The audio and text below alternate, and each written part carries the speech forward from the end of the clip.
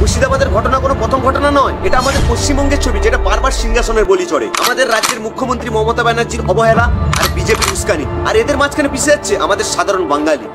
হ্যাঁ, এটাই সত্যি। সময় আর আইন একটা বাহানা, আসলে এই লড়াই সিংহাসনের আর ভোটের। এখানে প্রশ্ন একটাই, কতদিন চলবে এইভাবে পশ্চিমবঙ্গ? কতদিন সরকার এই পশ্চিমবঙ্গকে এভাবে চলতে দেবে? কতদিন মন্দির মসজিদের নামে রক্ত বইবে? কতদিন পশ্চিমবঙ্গের মানুষ ঘর থেকে বেঘর হবে? কে জানে ততদিন, যতদিন না এই পশ্চিমবঙ্গের মানুষ সিংহাসন মানুষকে শাস্তি না দিচ্ছে। কারণ এই আগুন যদি জ্বলতে থাকে তাহলে সর্বনাশ হয়ে যাবে। একটা সময় ছিল পশ্চিমবঙ্গে শুধু রবীন্দ্রনাথ টেগোর আর নজরুলের কবিতার গন্ধ বইত, আর সেটা একদিন বারুদ আর রক্তে বইবে।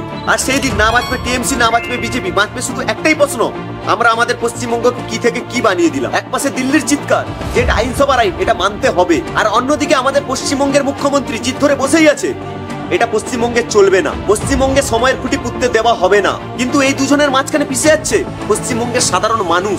আরে সেই সাধারণ মানুষ যে না দিল্লির না পশ্চিমবঙ্গ, সেই সাধারণ মানুষ যারা শুধু শান্তিতে বাঁচতে চায়, যারা না কোনো সিংহাসনের পেছনে, না কোনো দলের পেছনে, না কোনো মন্ত্রীর পেছনে দৌড়ায়, তারা শুধু পেটের খিদে মেটানোর জন্য কাজের থেকে এদিক ওদিক দৌড়ায়। সমস্যা এটাই, না কেউ শোনার আছে, না কেউ দেখার। প্রশ্ন এটা নয় পশ্চিমবঙ্গে এই আগুন লেগেছে কিভাবে, প্রশ্ন এটা যে পশ্চিমবঙ্গে এই আগুন নেভানোর ক্ষমতা কার মধ্যে আছে।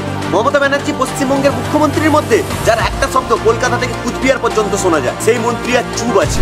মুর্শিদাবাদে যখন দোকানগুলো জ্বালানো হয়, লোকেদের ঘর থেকে লোটা হয়, মুর্শিদাবাদের মানুষ যখন নিজের জীবন বাঁচানোর জন্য এদিক ওদিক দৌড়াচ্ছে, তখন আমাদের মুখ্যমন্ত্রী বলছে এই কানুন আমি তৈরি করি, এই কানুন আমার নয়, এই কানুন পশ্চিমবঙ্গের নয়, এই কানুন দিল্লি তৈরি করেছে। আরে দিদি, আপনি মুখ্যমন্ত্রী, এটা বলা কি এত সোজা? আপনার রাজ্যের আইন, আপনার রাজ্যের পুলিশ ওদেরকে কি আটকাতে পারলো না? ওই লোকেদের যারা সরকারি গাড়িতে আগুন লাগিয়ে দিয়েছে। দিদি, আপনাকে এই কথাটা আশ্চর্য লাগে না যে কলকাতার হাইকোর্টকে শেষ পর্যন্ত বলতে হলো আমরা চোখ বন্ধ করে থাকতে পারবো না? দিদি, আপনার অবহেলার উপরে আপনাকে একটুও আফসোস নেই? একটুও?